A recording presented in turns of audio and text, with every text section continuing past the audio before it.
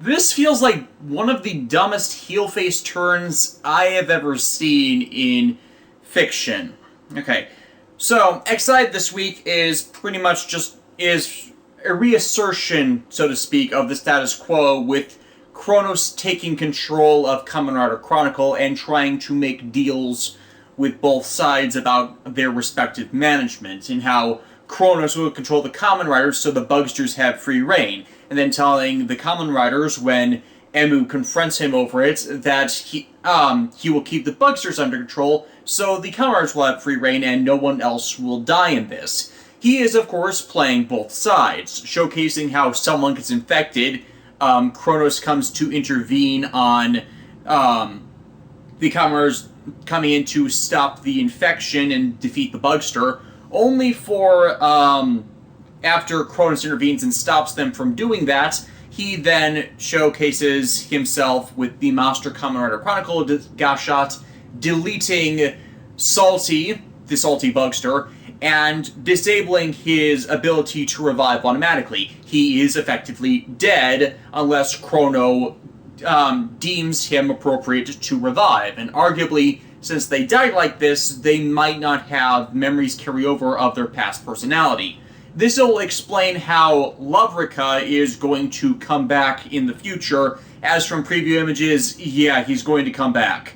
So this doesn't quite negate his death previously, as it's no longer of his free will that the resurrection will happen, or by the deeming of a random infection of the Bugster virus, as it was in the pre-Kamen Rider Chronicle days of the game.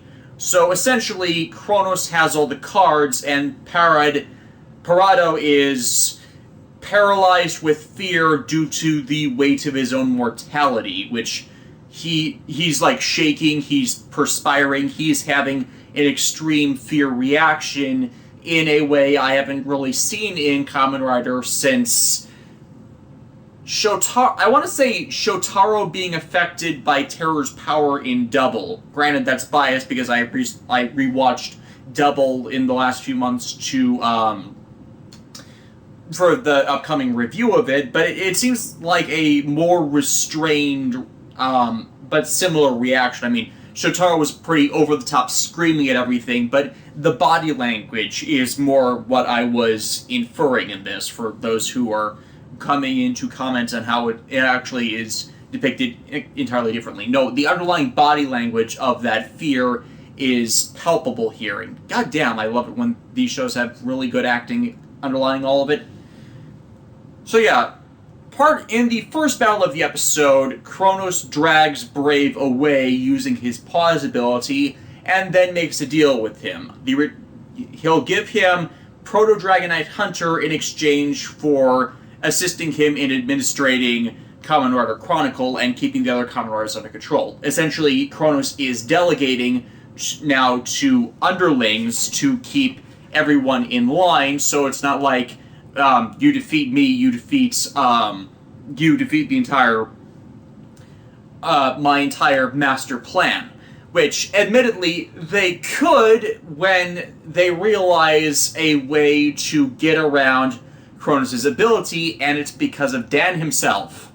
No, he doesn't make Hyper Muteki. We're a couple episodes out for that. But they find a way to do that in the interim, and it's something we have seen caused several times. It's something we have seen done several times since Shindan Kuroto appeared in the series.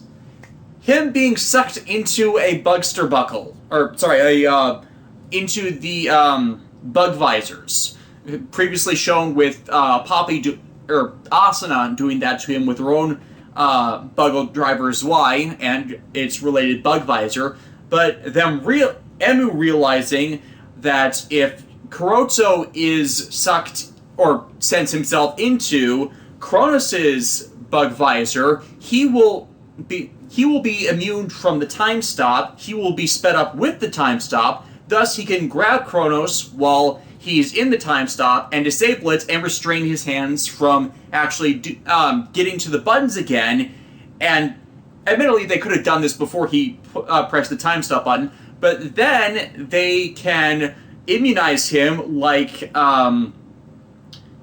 reprogram his antibodies like Emu did to Kuroto originally, both times with first removing Dangerous Zombie's immortality ability, and then to remove the underlying antibody from him to render him unable to use the gear. This is actually a really good, elaborate plan, and there's where the heel face turn comes in, where Kagami defends his new boss in their moment of victory. In fact, had he not followed through with the agreement, then it's likely he would have gotten Saki back regardless, because with Chronos defeated, with Masamune defeated, they could easily just, the Proto-Gashats are stolen property as of now from the Ministry of Health. They were quarantined for a reason. Masamune's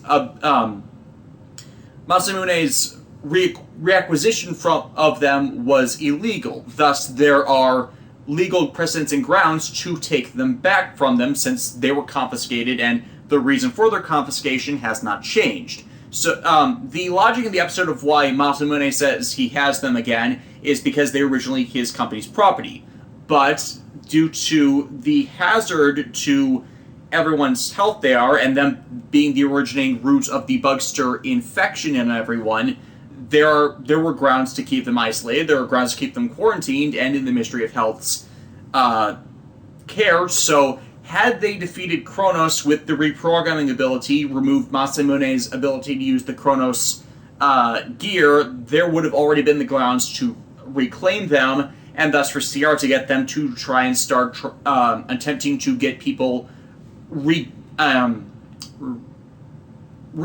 from the Proto-Gashats. So, in this moment, before Kagami intervenes, they were in win condition. Saki would have gotten his girlfriend back from this. And he wouldn't have had to do anything distasteful, such as betraying his junior, who holds immense respect for him, and is supporting him in, wanting to get his girlfriend back, even though by Dr. Logic, he wouldn't want, once someone is dead, they are dead. And honestly, the way they phrase it here is completely contradictory to...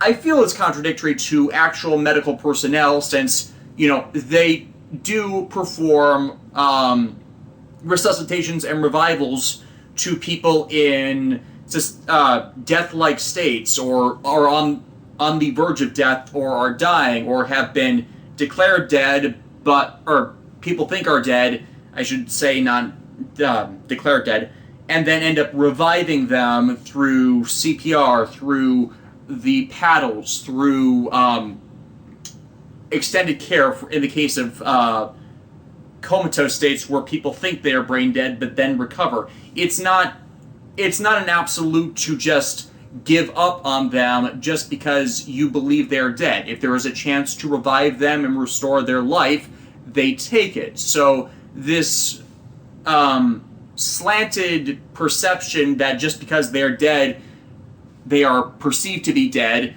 and it not actually being the case for the Chimera Chronicle victims, isn't so contradictory. Thus, it feels like they're invoking a conflict in Kagami where he thinks she should stay dead, but is forsaking his role as a doctor to actually bring about her revival, when those two things are not actually in conflict in what I know and what has been presented about the job.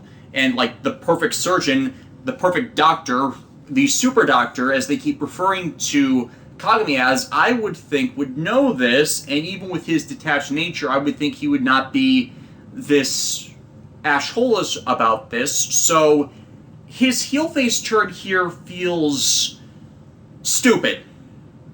Yeah, I'm gonna go with the word stupid, because had he not done this, they would have been farther along on the track to getting Saki back alongside all of these other people without any contradiction, without any crisis of morals or faith or invoking a betrayal. You would have won and gotten her back had you not done this, along with a bunch of other people that you wouldn't even really care about. Instead, you betrayed your friends, you betrayed your coworkers, you betrayed your dad and your entire profession just at a chance to get your girlfriend back you would have gotten had you not done this in the first place. And hell, from the previews of next episode, there's not even a guarantee that this will get her back. Chronos is now going to be holding this as the carrot and the stick to his servitude under him. Whereas it would have made more sense had they tried this plan, it not worked, and then at the end of the episode, Kagami shown up at Masamune's office and said, "You win. I will be your ex administrator," and agreed to all of Masamune's terms as he saw that there was no way they were going to be able to beat him, so might as well work with him for this goal. That would have been a much better betrayal, as it would have played off of the ongoing character conflict Hiro has had that they have been stressing more and more, and also off of the actual threats of Masamune and Chronos as something none of them expected. I mean, remember, last episode it was revealed that he was another patient zero from the Bugster virus infection. Thus, since it might predate or be as old as Emu's infection, it might have some sort of differing mutation in the development of the virus than the one in Emu, even though he's patient zero. So the reprogramming ability in Mighty and Maximum Mighty X might not have worked on him due to that differing mutation development, as all of the existing Bugsters are mutations and reworkings of Emu's base virus. It's all of that based off of him. But if another virus, just as old, mutates in a different way, then the reprogrammability might not work. That could have been a rationale for there being no easy solution to fighting Chronos that would invoke Kagami's heel-face turn for much better reasons than stopping them from doing something that would have gotten his girlfriend back had he effectively done nothing. Yeah, he could have done nothing in this scene, like seemed it as if he was weighing his options, actively pulling back in a way that Chronos sees, so that it makes more sense to the businessman in Chronos that he doesn't know where his loyalties would lie yet, and thus facilitates the later establishing of the deal for the rest of the arc that is and where it's going. Instead, you make Kagami a full-on dick, which, hey, isn't exactly out of character for him, since I've called out him being unnecessarily a jerk before. But there's the problem this time. In such a situation where he would have gotten his girlfriend back either way had he done nothing, and he chose the option that ostracizes himself, it feels more like intentional character assassination to put him on this path than a way that was easily in their means to do as yet another twist and, worsening the actual threat Chronos poses. The actual threat Chronos poses, then I don't know. It's just, this bugs me, and it bugs me a lot, as it seems to be going back to the hand-waving and unexpected... Okay, not entirely unexpected, since I said they've been stressing this aspect of Kagami's character, but, back early in the show where they were rushing these points where it was easy to see where they could have done things differently in the same time to a better effect. My stuff with them lacking much in the utilization of Kiria for how short a time he was on the show, not as effectively inferring the empathy towards his death that it needed to be for how short he was on the show. It doesn't matter if he's being resurrected next episode, as the preview information has now showcased. He's been gone for over 20 episodes of the show, and you needed more than you gave him to really establish his character. This comes back to the Saki thing, like the roots of the Saki thing as well. She had less than 2 minutes of character time,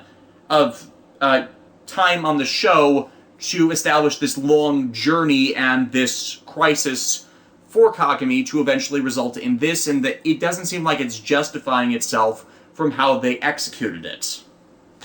And it really does seem like they had some better options available to them immediately. I mean, I love the intelligence of Kuroto and Emu in this mutual plan to temporarily disable Chronos' pause ability, even if it's just, holding him back from being able to reach the buttons long enough to even try this. It's a very well-executed plan, and more helps develop the relationship between Kuroto and his father, in how Kuroto is beginning to see that as much as Kuroto's own actions are, blamable on himself, you can see some of how it was facilitated through how Masamune would treat him. It's like points that develop into each other.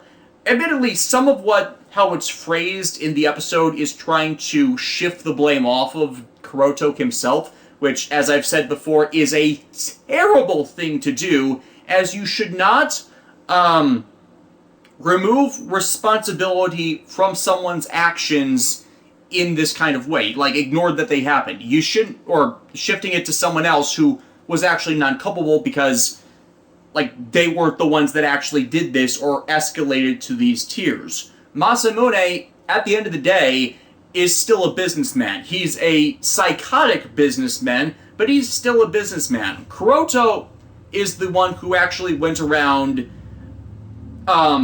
facilitating this virus's spread through the games for his own envisionment of a god complex. Masamune just always planned to hijack that at some point down the line for his own goals. Kuroto's sins are still Kuroto's own sins, regardless of that. I don't like that they tried, I do that with air quotes as it's not really succeeding, with how they're really phrasing it, and his father's use of his genius. It goes back and forth from the implication to the end result, as Kuroto has still been a villain in this series, he's just allied with the good guys now. Yes. So, it's an otherwise good episode. It's addressing the fallout of the changing situation, but I feel that I feel they botched the ending. I really did for this shift, and it makes me wonder if they're going to end up doing the same thing with Kirya next week, in that his reasons for allying with Masamune against the other writers is not going to be rationalized by the actions we've seen of the guy, or they're going to twist this into him being more of a liar and just wanting it for himself, this even being part of Masamune's deep plan, and this is Kirya's revival as part of that, since we only saw bits and pieces of his interaction with Masamune. So when Emu went to see Masamune in around episode 22, 23, Masamune didn't tell him the whole story that Kirya got in on to get back to him. I really, really hope that what I just rambled on about is not going to be how they're going to bring back Kirya, because we've gotten a lot of goodwill. It would make more sense that it would be a deal about his resurrection and him only staying alive through the power of Kamen Rider Chronicle or something like that, where the supposed liar was in turn lied to. But we'll see more of how that turns out next week, since, we're only a few episodes out from Muteki, though. That should be fun. That should be very fun. And we'll see how that turns out then. See y'all later.